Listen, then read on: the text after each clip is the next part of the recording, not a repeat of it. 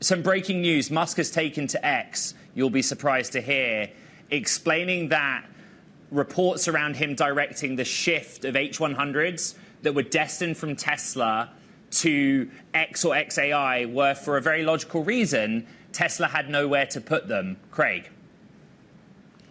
Yeah, it maybe stands to some reason, Ed, because you reported just in the last few weeks that Tesla was running behind on building data centers. They're standing these up in Buffalo and in Austin, Texas, where they have their big factory.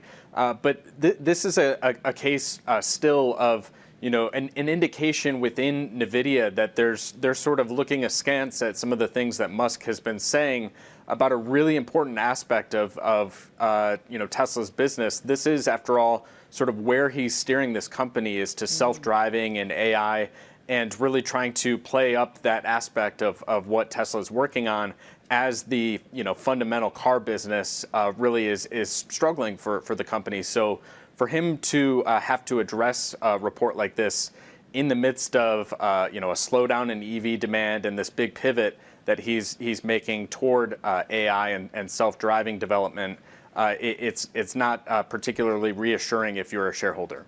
Particularly as we look towards June the 13th and that all-important shareholder vote where Musk seems to be threatening that, look, if you're not going to give me my payday that you promised me several years ago, well, maybe there's more interesting things to be done with AI at different companies than Tesla.